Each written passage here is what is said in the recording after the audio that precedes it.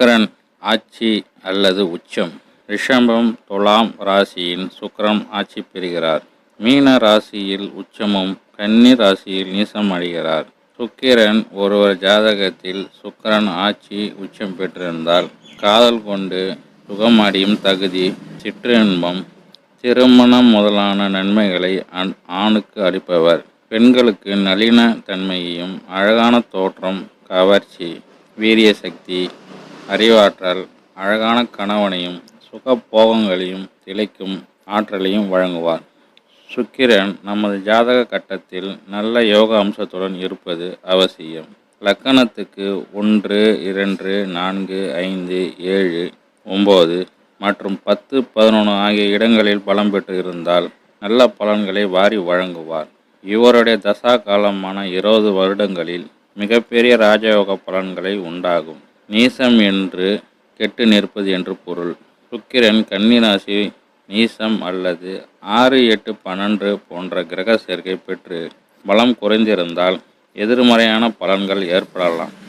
பெண்களால் அவமானம், திடீர் இழப்புகள், செலவுகள், பணம் செலவு, கௌரவ குறைவு, அவமரியாதை, மர்மஸ்தானங்கள் வியாதி என்று கெடு பலன்கள் ஏற்படலாம்.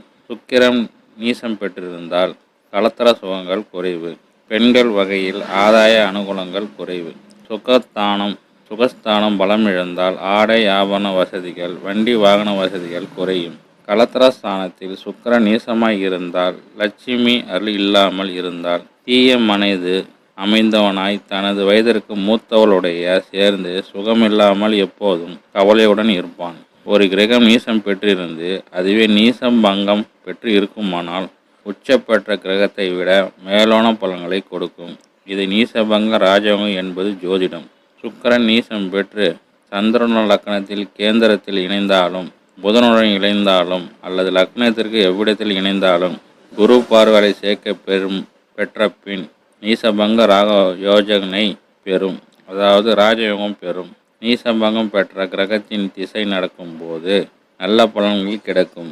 ஜாதகத்தில் சுக்கிரன் பலம் குறைந்து இருந்தால் கண் நோய், கண் பார்வை கோளாறு போன்றவை உண்டாகும். சுக்கிலத்திற்கும் அதிபதியாக இருப்பதால் விந்து குறைபாடு, விந்து அணு குறைபாடு ஏற்படும். ஆகையால் குழந்தை பாக்கியம், குழந்தை பாக்கிய தடை குறைகள் ஏற்படும். கட்டி, பிளவை, மர்மஸ்தான நோய்கள், பால்வினை நோய்கள் ஏற்படும். சுக்கிரன் பலம் பெற்றோ குறைந்தோ இருந்தாலும் சுக்கிரனுக்குரிய பரிகாரம் செய்வதன் மூலம் யோகங்கள் விருத்தியடையும். ஸ்ரீரங்கம் சென்று ரங்கநாதரை தரிசிக்கலாம். இது சுக்கிரன் தலமாகும்.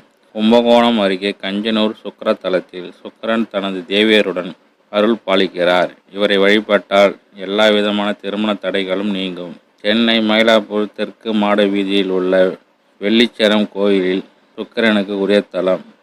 இங்குள்ள சுக்கிரேஸ்வரை வழிபடுவதால் கண் கோளாறு நிவர்த்தியாகும்.